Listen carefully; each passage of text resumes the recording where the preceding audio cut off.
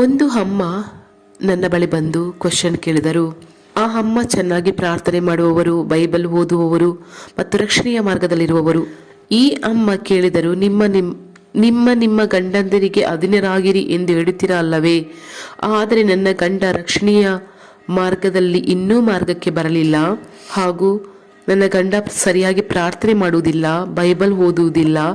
ಅವರಿಗೆ ನಾನು ಹೇಗೆ ವಿಧೇಯಳಾಗಬೇಕು?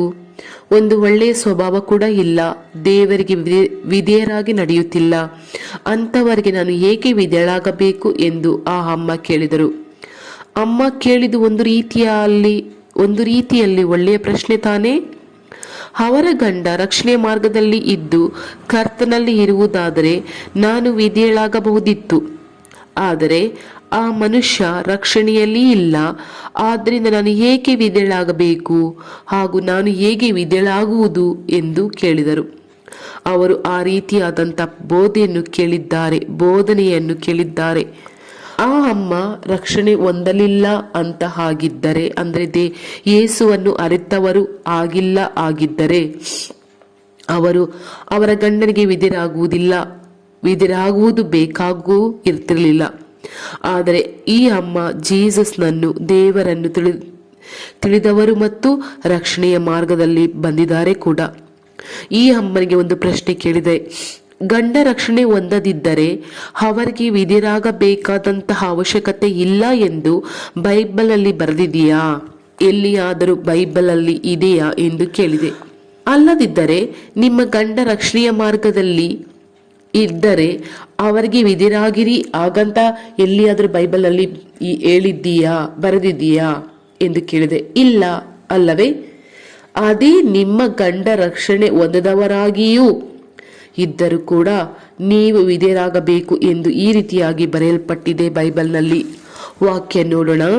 1 ಪೇತ್ರ 3ನೇ ಅಧ್ಯಾಯ 2 ಮತ್ತು 3ನೇ ವಾಕ್ಯದಲ್ಲಿ ಈ ವಾಕ್ಯವನ್ನು ನಾನು ಓದುತ್ತೇನೆ. 1 ಪೇತ್ರ 3ನೇ ಅಧ್ಯಾಯದಲ್ಲಿ, ಕೇಳಿರಿ ಪ್ರೀತಿಯ ದೇವರ ಮಕ್ಕಳೇ, ಅದೇ ರೀತಿಯಾಗಿ ಸ್ತ್ರೀಯರೇ ನಿಮ್ಮ ಗಂಡಂದರಿಗೆ ಅಧೀನರಾಗಿರಿ. ಅವರಲ್ಲಿ ಕೆಲವರು ದೇವರ ವಾಕ್ಯಕ್ಕೆ ಅವಿಧೇಯರಾಗಿದ್ದರು. ನೀವು ನಿರ್ಮಲರಾಗಿಯೂ ಭಯಭರಿತರಾಗಿಯೂ ನಡೆದುಕೊಳ್ಳುವುದನ್ನು ಅವರು ನೋಡಿ ವಾಕ್ಯೋಪದೇಶವಿಲ್ಲದೆ ತಮ್ಮ ಹೆಂಡತಿಯರಾದ ನಿಮ್ಮ ನಡತೆಯಿಂದಲೇ ಸನ್ಮಾರ್ಗಕ್ಕೆ ಬಂದಾರು. ಖಂಡಿತವಾಗಿಯೂ ಅವರು ರಕ್ಷಣೆಯ ಮಾರ್ಗಕ್ಕೆ ಬರುವರು. ಯಾವ ರೀತಿ? ನಮ್ಮ ಹೆಂಡತಿಯರ ನಡತೆಯಿಂದಲೇ ಅವರು ಸನ್ಮಾರ್ಗಕ್ಕೆ ಬಂದಾರು ಎಂದು ದೇವರು ಹೇಳುತ್ತಿರುವ ಮಾತು. ಹಾಗಾದರೆ ಹೆಂಡತಿಗೇನೆ ದೇವರು ದೊಡ್ಡ ಜವಾಬ್ದಾರಿಯನ್ನು ಕೊಟ್ಟಿದ್ದಾರೆ.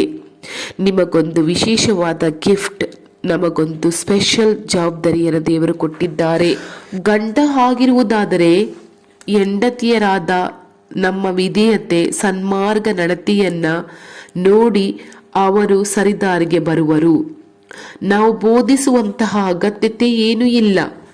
ಏನ್ರಿ ಸಿಗರೇಟ್ ಸೇದುತ್ತಾನೆ ಇರುತ್ತೀರಿ? ಏನ್ರಿ ಟಿವಿಯನ್ನು ನೋಡುತ್ತಲೇ ಇರುತ್ತೀರಿ? ಏನ್ರಿ ಪ್ರಾರ್ಥನೆ ಮಾಡುವುದಿಲ್ಲ ಅನ್ನುತ್ತೀರಿ? ಯಾವಾಗಲೂ ಗುಣಗುಟ್ಟುತ್ತಾ ಕಿರಿಕಿರಿ ಮಾಡುತ್ತಾನೆ ಇರ್ತೀರಿ? ಹಾಗೆ ಬೇಡ.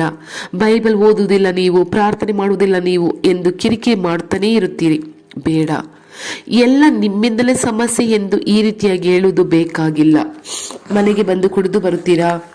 ಮಕ್ಕಳಿಗೆ ಒಳ್ಳೆ ರೀತಿಯಾಗಿ ಬೋಧನೆ ಹೇಳುವುದಿಲ್ಲ. ನೀವೇ ಕುಡಿದು ಬಂದರೆ ಮಕ್ಕಳು ಕೂಡ ಇದೇ ರೀತಿ ಆಗುತ್ತಾರೆ ಅಂತ ಹೇಳಿ ಈ ರೀತಿಯಾದಂತಹ ಒಂದು ಸಮಸ್ಯೆಯನ್ನು ಉಂಟು ಮಾಡುವುದು ಬೇಕಾಗಿಲ್ಲ. ಪ್ರೀತಿಯ ದೇವರ ಮಕ್ಕಳೇ, ದೇವರು ಹೇಳುತ್ತಾರೆ, ಉಪದೇಶನೆಲ್ಲ ಮಾಡಬೇಡಿರಿ. ಕೆಲವು ಗಂಡಸರಿಗೆ ಉಪದೇಶ ಮಾಡಿದರೆ ಅವರಿಗೆ ಇಷ್ಟವಿಲ್ಲ. ಕೆಲವರು ಏನು ಮೆಜಾರಿಟಿಯಾದಂಥ ಗಂಡಸರಿಗೆ ಇದನ್ನು ಅದನ್ನು ಮಾಡಬೇಡಿರಿ. ಈ ರೀತಿಯಾದಂಥ ಹೆಂಡತಿ ಹೇಳಿದರೇ ತುಂಬಾ ಕೋಪ ಬರುತ್ತೆ, ಹಾಗೂ ಹುರಿಗೊಳ್ಳುತ್ತಾನೇ ಇರುತ್ತಾರೆ. ನಮ್ಮ ಮೇಲೆ ಉರಿಗೊಳ್ಳುವುದು ಮಾತ್ರವಲ್ಲ, ನೀವು ಹೇಳುವಂತಹ ದೇವರ ಮೇಲೆ ಕೂಡ ಕೋಪ ಮಾಡಿಕೊಳ್ಳುತ್ತಾರೆ. ಅವರು ಏನ್ ಪ್ರಾರ್ಥನೆ ಮಾಡುವುದು, ಏನ್ ಬೈಬಲ್ ಓದುವುದು, ನೀನ್ ಪ್ರಾರ್ಥನೆ ಮಾಡಿ ಏನನ್ನು ಕಂಡಿದ್ದೀಯಾ, ನಿನಗೆ ಏನು ಒಳ್ಳೆಯದು ಆಗಿದೆ, ನೀನು ಪ್ರಾರ್ಥನೆ ಮಾಡಿನೇ ಈ ಮನೆ ಹೀಗೆ ಆಗಿದೆ ಎಂಬುದಾಗಿ ಹೇಳಿ ವಾದ ವಿವಾದ ಮಾಡಲು ಪ್ರಾರಂಭಿಸಿಬಿಡುತ್ತಾರೆ. ರಕ್ಷಣೆ ಹೊಂದುವುದಕ್ಕೆ ಬಯಸುವುದಿಲ್ಲ. ದಯವಿಟ್ಟು ಆ ವಾಗ್ವಾದಗಳನ್ನೆಲ್ಲ ಮಾಡದ ಹಾಗೆ ವಾಕ್ಯಕ್ಕೆ ಅನುಸಾರವಾಗಿ ನಡೆಯಲಿಕ್ಕೆ ಆರಂಭಿಸಿರಿ. ವಾಕ್ಯದಲ್ಲಿ ತುಂಬಾ ಚೆನ್ನಾಗಿ ಇದೆ, ಹೆಂಡತಿಯರಾದ ನಿಮ್ಮ ನಡತೆಯಿಂದಲೇ ಸನ್ಮಾರ್ಗಕ್ಕೆ ಬರುವರು, ರಕ್ಷಣೆ ಮಾರ್ಗಕ್ಕೆ ಬಂದು ಬಿಡುವರು ಎಂಬುದಾಗಿ. ಅದೇ ರೀತಿಯಾಗಿ ಸಾರಳು ಅಬ್ರಹಾಮ ಏನೇ ಹೇಳಿದರೂ ಕೂಡ ವಿಧೇಯರಾಗುತ್ತಿದ್ದರು. ದೇವರು ಅಬ್ರಹಾಮನಿಗೆ ಹೇಳುತ್ತಿದ್ದಾರೆ, ನಿನ್ನ ಸ್ವಂತ ಜನವನ್ನು ಬಿಟ್ಟು ಬಂಧು ಬಳಗವನ್ನು ಬಿಟ್ಟು ನಾನು ತೋರಿಸುವ ದೇಶಕ್ಕೆ ಹೋಗು. ಅಬ್ರಹಾಮನ ಹೆಂಡತಿಗೆ ಹೇಳುತ್ತಿದ್ದಾರೆ, ದೇವರು ನನ್ನ ಹತ್ತಿರ ಈ ರೀತಿಯಾಗಿ ಹೇಳುತ್ತಿದ್ದಾರೆ, ನಾವು ಬಂದು ಈ ದೇಶವನ್ನು ಬಿಟ್ಟು ಕರ್ತರು ತೋರಿಸಿದ ದೇಶಕ್ಕೆ ಹೋಗುತ್ತಾ ಇದ್ದೇವೆ ಎಂದು ಹೇಳುತ್ತಿರುವಾಗ, ಅದು ಯಾವ ಊರು ರೀ, ನನಗೆ ಗೊತ್ತಿಲ್ಲ. ಅಲ್ಲೆಲ್ಲ ಹೋಗುವುದಾದರೆ ಒಳ್ಳೆಯ ಸೌಕರ್ಯಗಳು ಇರಬೇಕು, ಕುಡಿಯಲಿಕ್ಕೆ ನೀರು, ಈ ರೀತಿಯಾದಂಥ ಸೌಕರ್ಯಗಳು ಸಿಗುತ್ತಾ? ಅದೆಲ್ಲ ನನಗೆ ಗೊತ್ತಿಲ್ಲ. ದೇವರು ಹೇಳಿದ್ದಾರಪ್ಪ, ನಾವು ಹೋಗೋಣ ಅಷ್ಟೇ. ಸಾರಳು ಕೊಟ್ಟ ಉತ್ತರ, ಸರಿರಿ, ನಾನು ಬರುತ್ತೇನೆ. ಇದೇ ಸಾರಳ ವಿಧೇಯತೆ. ಸಾರಳು ಕೂಡ ಅಬ್ರಾಹ್ಮನ ಕೂಡ ಹೊರಟಳು.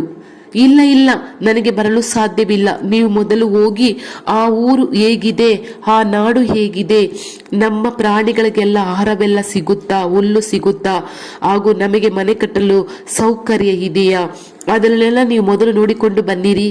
ನಾವು ಕುಟುಂಬವಾಗಿ ಹೋಗಿ ತಂಗಲಿಕ್ಕೆ ಅನುಕೂಲವಾಗಿದೆಯಾ ಹಾಗೂ ಸೌಕರ್ಯವಾದ ದೇಶ ಹಾಗಂತ ಹೇಳಿ ನೋಡಿಕೊಂಡು ಬನ್ನಿ ಎಂದು ಸಾರಳು ಹೇಳಲಿಲ್ಲ. ಈಗ ಅಬ್ರಹಾಮನು ಹೊರಟಿದ ಕೂಡಲೇ ಆ ಮನೆಯಲ್ಲಿ ಏನು ನಡೆದಿರುತ್ತದೆ ಹೇಳಿ? ಎಲ್ಲರೂ ಬಂದು ಸಾರಳ ಬಳಿ ಬಂದು ಹೇಳಿರುತ್ತಾರೆ. ಏಕೆಂದರೆ ಅಬ್ರಹಾಮನ ಬಳಿ ಮಾತನಾಡಲು ಆಗುವುದಿಲ್ಲ, ಗಂಡಸು ತೀರ್ಮಾನ ತೆಗೆದುಕೊಂಡು ಬಿಟ್ಟರು. ಇನ್ನು ಧೈರ್ಯ ಕೂಡ ಇರುವುದಿಲ್ಲ, ಅಬ್ರಹಾಮನ ಜೊತೆ ಮಾತನಾಡಲು ಕೂಡ ಭಯ. ಆದ್ದರಿಂದ ಹೆಂಗಸಾದ ಸಾರಳ ಬಳಿ ಬರುತ್ತಾರೆ. ನೀನು ಹೋಗಿ ಹೇಳು, ನಿನ್ನ ಗಂಡನಿಗೆ ಏನು ಕರ್ತರು ಹೇಳಿದಾರಂತೆ, ಅವನು ಹೊರಟು ನಿಂತಿದ್ದಾನೆ, ಆದರೆ ನಿನಗೂ ಬುದ್ಧಿ ಇಲ್ಲವೇ, ಯಾವ ಊರಿಗೆ ಹೋಗುತ್ತೀರಾ ನೀವು ಎಂದು ಒಂದು ಕಡೆಯಿಂದ ಮಾತನಾಡುತ್ತಿದ್ದಾರೆ ಸಾರಳಿಗೆ.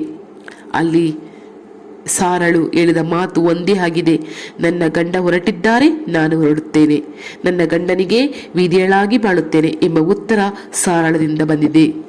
ಸಾರಳು ಅದೇ ಬೈಬಲ್ ಅಲ್ಲಿ ಬರೆದಿದೆ. ಆದ್ದರಿಂದ ಅವರಿಗೆ ಆಶೀರ್ವಾದ. ಈ ರೀತಿಯಾದಂತಹ ಒಂದು ಕುಟುಂಬ, ದೇವರೇ ನಮ್ಮ ಕುಟುಂಬ, ಅಬ್ರಹಾಮನ ಕುಟುಂಬದ ರೀತಿ ಅವರ ಕುಟುಂಬದ ರೀತಿ ನಾನು ಸಾಕ್ಷಿಯಾಗಿ ನಿಲ್ಲಲು ನನ್ನನ್ನೇ ನಿಮಗೆ ಒಪ್ಪಿಸಿಕೊಡುತ್ತೇನೆ. ಹೆಂಡತಿಯರು ಗಂಡತಿಗೆ ವಿಧಿರಾಗುವುದು ಸತ್ಯವೇದ ಹೇಳುತ್ತದೆ. ಅದು ಸೌಂದರ್ಯ, ಅಲಂಕಾರ, ಅದು ದಾಸತ್ವ ಅಲ್ಲ. ಲೋಕದ ಜನರು ಅದು ದಾಸತ್ವದ ಜೀವನ ಎಂದು ಹೇಳುತ್ತಾರೆ, ಹೋರಾಟ ನಡೆಸುತ್ತಾರೆ, ಗಂಡನ ಜೊತೆ ವಿಧಿಯಳಾಗಿ ಬಾಳಲು ಸಾಧ್ಯವಿಲ್ಲ ಎಂದು ಹೇಳುತ್ತಾರೆ. ಆದರೆ ನಮಗೆ ದೇವರು ಬರೆದಿಟ್ಟಿದ್ದಾರೆ ಬೈಬಲ್ನಲ್ಲಿ 1 ಪೇತ್ರ 3ನೇ 15ನೇ ವಾಕ್ಯದಲ್ಲಿ, ಆ ಪೂರ್ವ ಕಾಲದಲ್ಲಿ ಅಂದ್ರೆ ಪ್ರಾರ್ಥನಾ ಕಾಲದಲ್ಲಿ, ಆಗಿನ ಕಾಲದಲ್ಲಿ ದೇವರ ಬಳಿಯಲ್ಲಿ ನಂಬಿಕಸ್ಥರಾದ ಪೂರ್ವ ಸ್ತ್ರೀಯರು ತಮ್ಮ ಗಂಡಂದಿರಿಗೆ ಅಧೀನರಾಗಿದ್ದು ತಮ್ಮನ್ನು ಅಲಂಕರಿಸಿಕೊಂಡರು. ಅದೇ ನಿಜವಾದಂತಹ ಅಲಂಕಾರ ಎಂಬುದಾಗಿ ಸತ್ಯವೇದ ಹೇಳುತ್ತದೆ. ಎಂದರೆ ಅಲಂಕಾರ, ಮುಖಕ್ಕೆ ಪೌಡರ್ ಹಾಕಿ ಚಿನ್ನ ಬಂಗಾರ ಒಡವೆಗಳನ್ನು ಹಾಕಿಕೊಂಡರೆ ಅಲಂಕಾರ ಎಂದು. ಅದು ಅಲ್ಲ ಪ್ರೀತಿ ದೇವರ ಮಕ್ಕಳೇ. ಗಂಡನಿಗೆ ಬಾಳುವುದೇ ಅದೇ ಒಂದು ಅಲಂಕಾರ. ದೇವರು ಹೇಳಿದ ಮಾತನ್ನು ಕೇಳಿ ಗಂಡ ಏನು ಹೇಳುತ್ತಾರೋ ಆ ಪ್ರಕಾರವೇ ಅದೇ ಅಲಂಕಾರ ಎಂಬುದಾಗಿ. ಈಗಿನ ಕಾಲದಲ್ಲಿ ಗಂಡ 1 ಮಾತನಾಡಿದರೆ ಹೆಂಡತಿ 2 ಮಾತನಾಡುತ್ತಾಳೆ, ಗಂಡ 2 ಮಾತನಾಡಿದರೆ ಹೆಂಡತಿ 4 ಮಾತನಾಡುತ್ತಾಳೆ. ಅಲ್ಲಿ ಬಿರುಕು ಹಾಗೂ ವಿಚ್ಛೇದನ.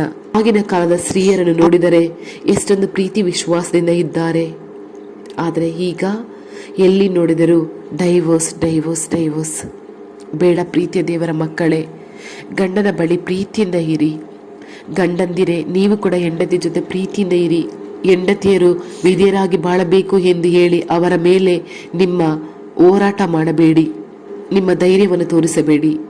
ಒಬ್ಬರನ್ನೊಬ್ಬರು ಅರ್ಥ ಮಾಡಿಕೊಂಡು ಪ್ರೀತಿಯಿಂದ ಇರಿ. ಪ್ರೀತಿಯ ದೇವರ ಮಕ್ಕಳೇ, ದೇವರ ಬಳಿ ಕೇಳಿರಿ, ಪ್ರಾರ್ಥಿಸಿರಿ. ನೀವು ಆ ರೀತಿಯಾಗಿ ಇರಲಿಕ್ಕೆ ಒಪ್ಪಿಸಿಕೊಡಿರಿ. ದೇವರೇ, ನಾನು ಸಾರಳ ರೀತಿ ಇರುವುದಕ್ಕೆ ನನ್ನನ್ನೇ ಒಪ್ಪಿಸಿಕೊಡುತ್ತೇನೆ. ಆ ಸೌಂದರ್ಯ ನನ್ನಲ್ಲಿ ಕಾಣಲ್ಪಡಬೇಕು. ಗಂಡ ಏನೇ ಹೇಳಿದರೂ ನಾನು ಏನು ಗುಡುಗುಟ್ಟದೆ ಪ್ರಶ್ನೆ ಕೇಳದೆ ನಾನು ವಿಧೇಯಳಾಗಿ ಬಿಡುತ್ತೇನೆ. ದೇವರೇ, ಈ ರೀತಿಯಾಗಿ ನಿಮ್ಮನ್ನೇ ಒಪ್ಪಿಸಿಕೊಡಿರಿ ಹಾಗೂ ಒಪ್ಪಿಸಿಕೊಡಬೇಕು. ಆಗ ನಮಗೆ ಬುದ್ಧಿಯುಳ್ಳ ಅಲಂಕಾರ ಸಿಗುವುದು. ಯೇಸು ಕ್ರಿಸ್ತ ನಾಮದಲ್ಲಿ ಆಮೇನ್ ಆಮೇನ್ ತಂದೆಯೇ.